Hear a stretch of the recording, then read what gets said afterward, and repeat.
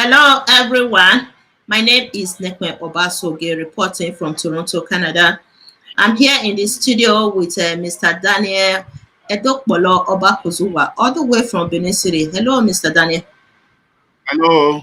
Good afternoon from Nigeria. Good morning from Canada. Thank you, Mr. Daniel, for joining us today. And today we are here to discuss about Edo State politics. Yesterday, I had the opportunity to ask the Governor Obaseki, question with regards to security in the state, and the answer was quite pathetic. Mr. Daniel, security issue in Edo State is becoming alarming these days. It seems as if the governor is not in control of security anymore with the answer he gave me. I'm going to play the video of the question and answer. So our next panelist is Nekmen Obaseki. She's joining us from Canada today. Nekmen is a Benin cultural propagator and the founder of Nebo TV in Toronto. Miss Nekmen, what's your question, please? I can hear you. Okay. Good evening, Your Excellency. My name is Nekmen Obaseki from Canada. Your Excellency, you know that security is very paramount in this upcoming election. You have many supporters, but some of your supporters are very bold campaigning for your re-election. And there are security threats from the opposition. My question is, as the incumbent governor of Edo State, how will you provide security for some of your supporters who are receiving threat messages from the opposition and deal with any security issue that will limit the ability of Edo citizens from voting in this next election, Your Excellency? Thank you, Nekmen. Should I answer or we'll take more questions? No, I think this is just the one for now. Okay, thank you, Nekmen. Yes, you have raised an issue that is very, germane, and it's of great concern to us. I am the Chief Security Officer. It's my responsibility to ensure that people, lives and property are safe in Edo State. But when the Chief Security Officer is the one being attacked, what do you do? I think that's the key question. A couple of things. First, last week, I spoke to the international community, a group of diplomats, to inform them as to what is going on in Edo State. And part of what we're doing with this session is for all you also to raise your voices and speak as one and implore the federal government, the security agencies that have the force of state, that have the instruments of coercion, to please do what is right by ensuring they protect us and they help save Edo from crisis. For the opposition party, is a deliberate strategy. They know that they cannot win an election. They know clearly that Edo people are in one voice and one accord, and we've decided on where we want to go. So for them, they just want to be spoilers. If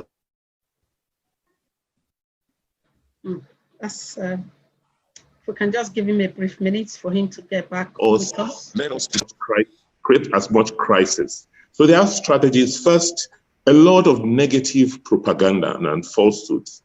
And secondly, intimidation. Tearing down my posters, smashing cars, sending threatening calls. But we are much more than them. So they cannot overwhelm us.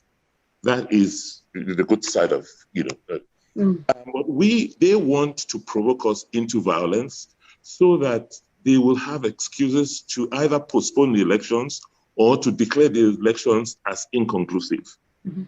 These are all tools of the opposition to truncate democracy.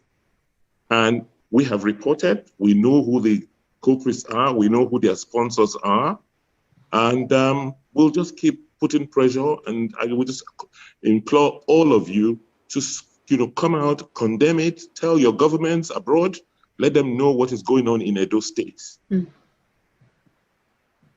Thank you very much. Thank you very much. Thank you so much, Your Excellency. As a matter of fact, this particular question, and the response from His Excellency is one matter that is at the heart of the whole. Hello, Mr. Daniel. Hello. Okay, I just played the video. Okay. Yes. Yeah. You with all this while we have been talking about Edo politics, I've always reminded you that the utterances from the governor, I'm surprised that the governor is still talking of threat. The utterances from the governor was that the relationship between him and the president was like father and son. And I can still remember I told you that will be the yardstick for a free and fair election. And the points I was getting to is what the governor just mentioned.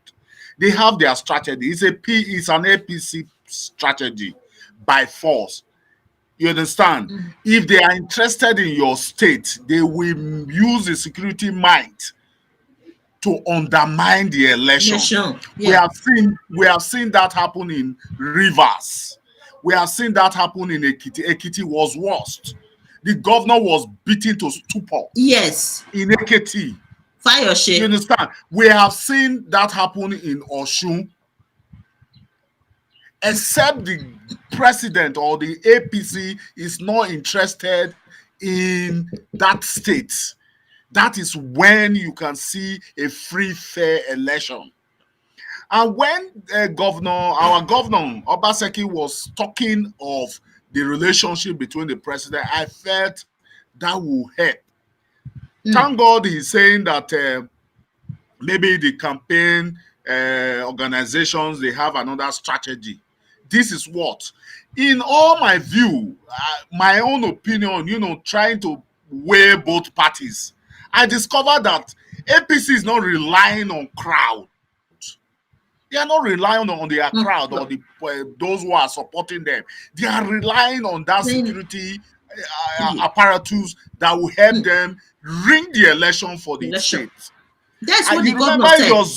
You remember the Zoom meeting when Ambassador was talking of international organizations? I said, you don't know. Exactly. They did it. You don't know. They did it in other states. Wike was a hard man.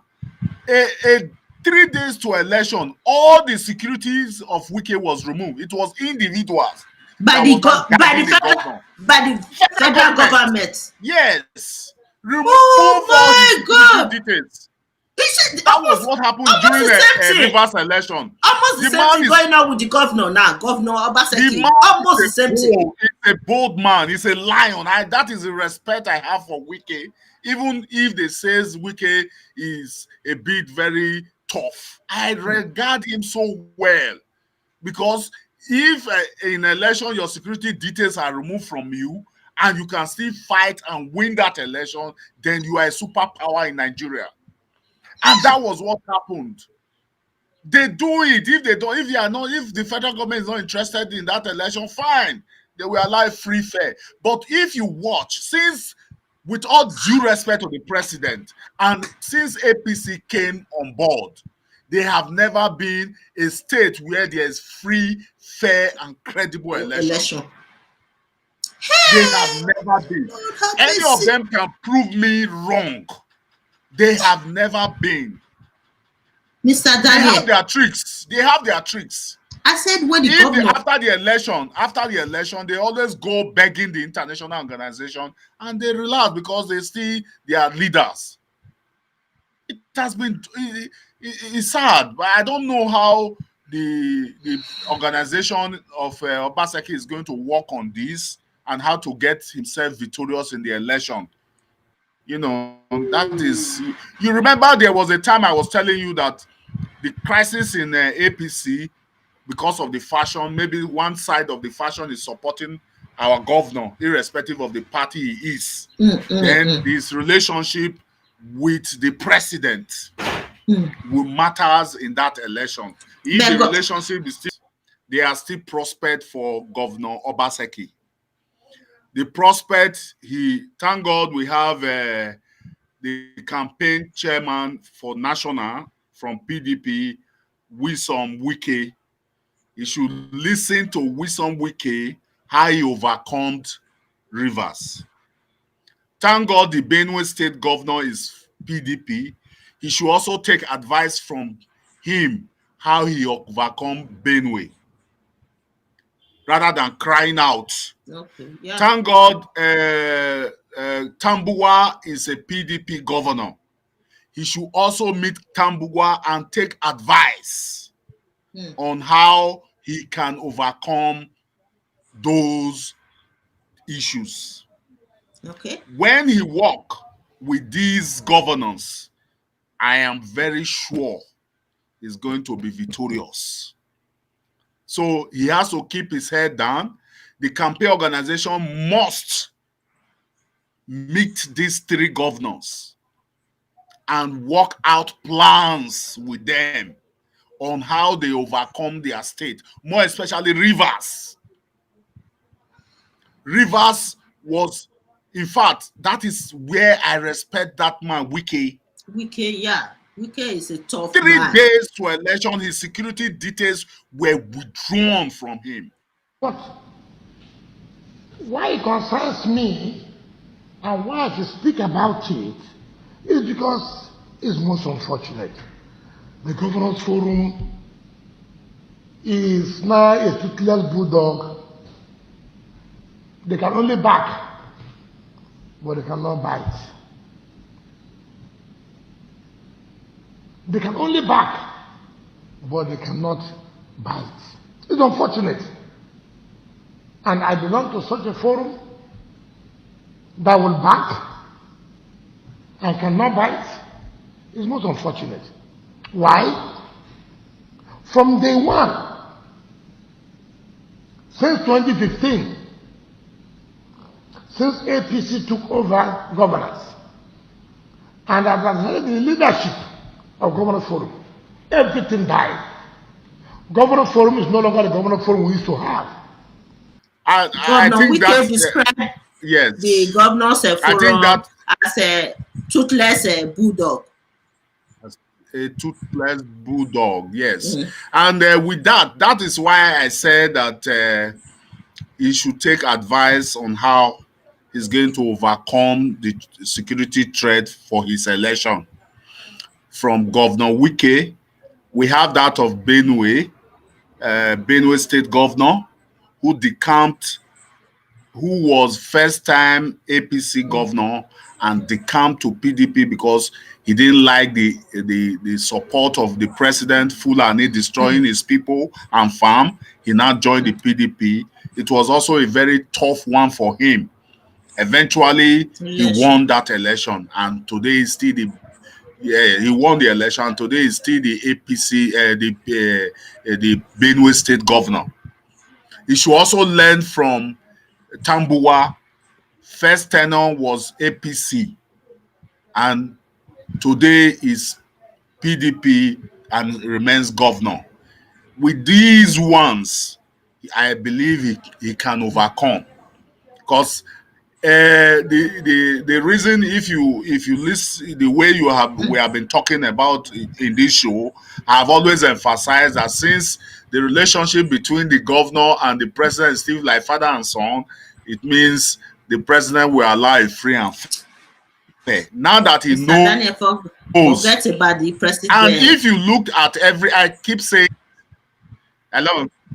If you looked at APC, they are not bothered that they are not. They keep telling you Obaseki has a crowd, but they will go to Osadebe's house. You understand? They keep. If you are in their midst, you need to hear them. That they forget election. We are going to Osadebe's house, Osadebe Avenue. It's because they are still relying on the old fashion of the APC. Rigging elections. Yes. They use the police. They use security. They will use the security to tie you down. You can't move. Hey, in a democratic society like Nigeria, they allow those APC to carry arms, and police will be looking at them. They throw away the other eye, and they drive away people from the polling booth and carry the ballot box. Tomorrow, the following day, you hear the INEC announcing the result in favor of APC. This is not the first time we are seeing it done in Nigeria. Osun was taken by force. Just as the governor said that they now declared it inconclusive. Inconclusive when the day was the following day was set for the election. The PDP youth leader was killed on the day of election in Osun State. Gone and drive them away from to come to the polling booth. And eventually, that was how PDP lost Osun. Ekiti, Fayemi was handing over and wanting to give it to a PDP candidate. A governor, number one citizen, the chief security officer was beaten to Fayose.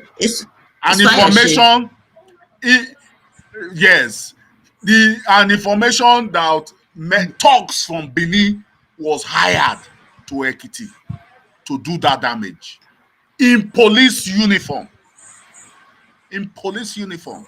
It's a story everywhere in Benin.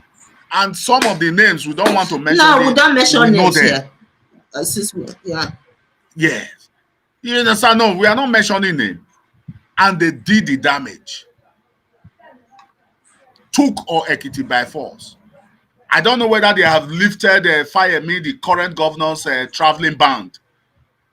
I think United. So any governor that came to office through rigging or election fraud will be threat because no, yes, it was warned. The United Nations warned them that if they had said any say they were fraudulent result, they will ban whoever is beneficial, giving a visa ban on them. Whether I know Fayemi was given visa ban to travel, whether it has been lifted now that because he's presently the governor of chairman governors forum, whether it has been lifted, I don't know. So if you see all these, but the governor should not lose hope. Just as I have said earlier, let him seek advice from Wike, the Benue State governor, and Tamuwa. Their experience. When these people sit down with him on how they were able to manage their state during that election period and crisis, then victory is sure for him. Because Edo people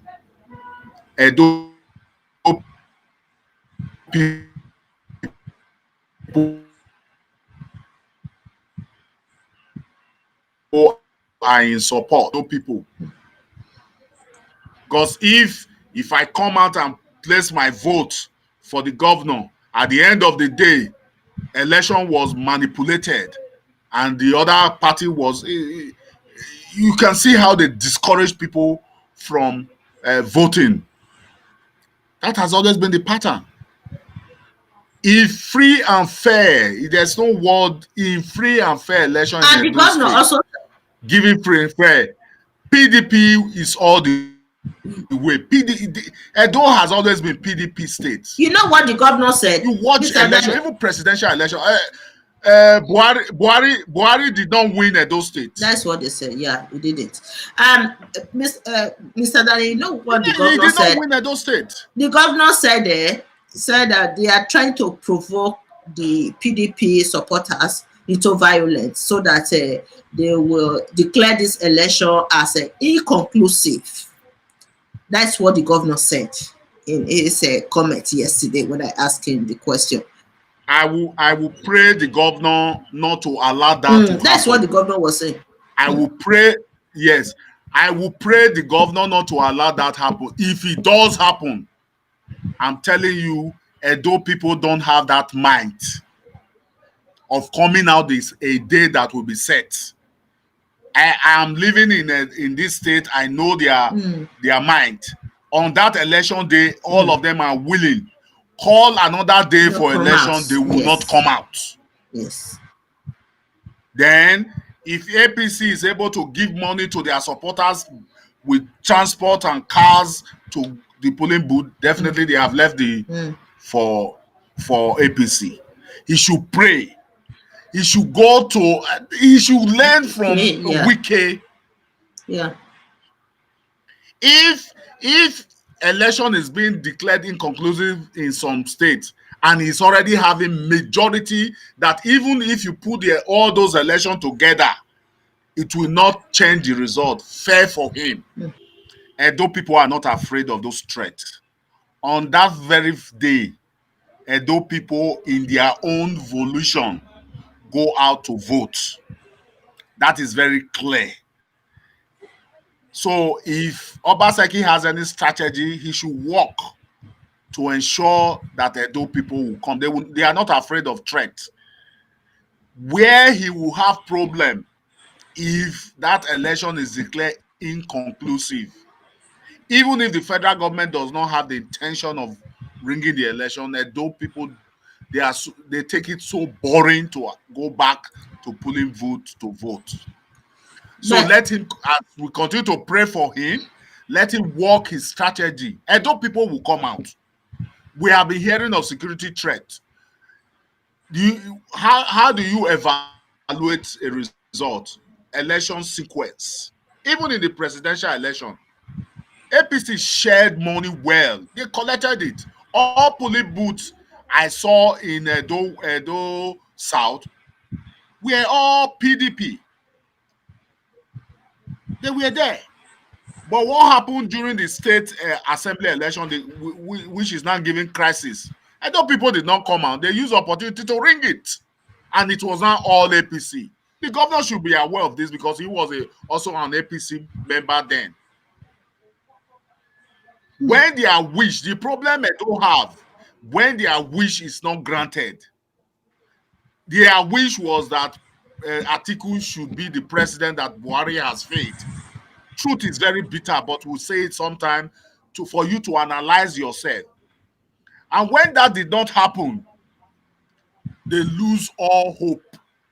And they did not come out for the Edo House of Assembly election that was conducted the following Saturday.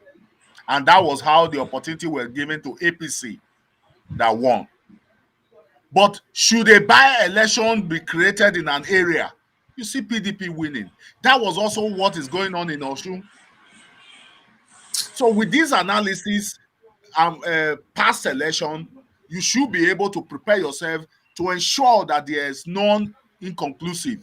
No matter the threat, Edo people will come out. The only slogan he's going to be shouting, begging the Edo people to come out. Mr. Daniel, okay, thank you. I think we have to end this show now. We'll come back again. Okay, let's end this show like this. It's getting too long.